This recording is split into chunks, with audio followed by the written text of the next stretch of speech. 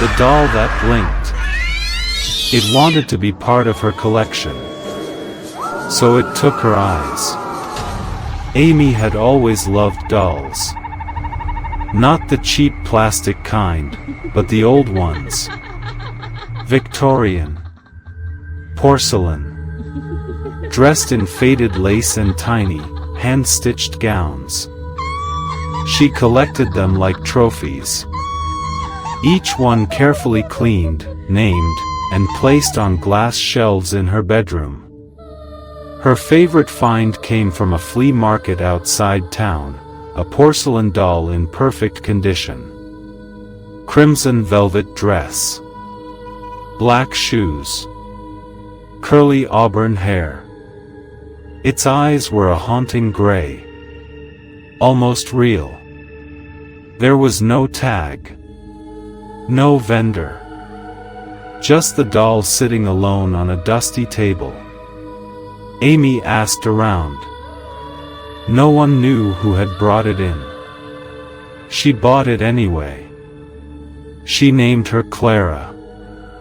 For the first few days, Clara just sat. Perfectly still. Amy placed her in the center of her top shelf, flanked by her oldest dolls. She even said goodnight to her. Then, one morning, Amy woke up and noticed something strange. Clara's head was tilted. Her eyes, which had been staring straight ahead, now looked slightly to the left. Amy adjusted the doll, brushed it off. Probably got nudged. But the next day, Clara was facing directly at her bed. And that night, Clara blinked. Amy screamed, turned on the lights, but the doll was still. Frozen. Innocent. She tried to laugh it off. Sleep deprived. Hallucinating. But deep down, something cold settled in her gut. The next morning, Clara was gone. She wasn't on the shelf. Amy tore the room apart. She found the doll sitting on the pillow. Where her head had been. That was enough. Amy wrapped Clara in a towel, stuffed her in a shoebox, and drove 20 miles to throw her into a dumpster behind a gas station. That night, Amy returned home, locked the door, turned on every light, and stopped. Clara was back. Sitting calmly on the shelf. Smiling. Amy's skin went cold.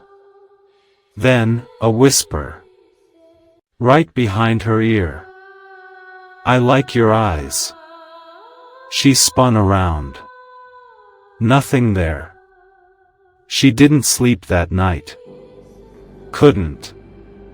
At 3:12 a.m., she heard something skittering. Light, plastic feet moving across the hardwood floor.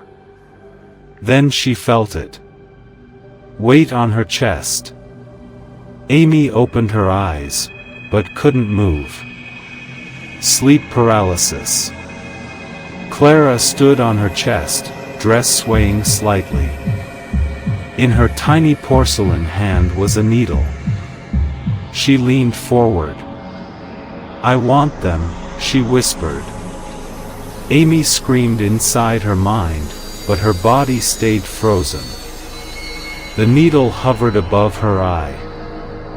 Then, darkness. In the morning, Amy's alarm blared. She didn't reach for it. Didn't move. Her mother found her hours later, sitting upright in bed. Silent. Unmoving. Her eyes were gone.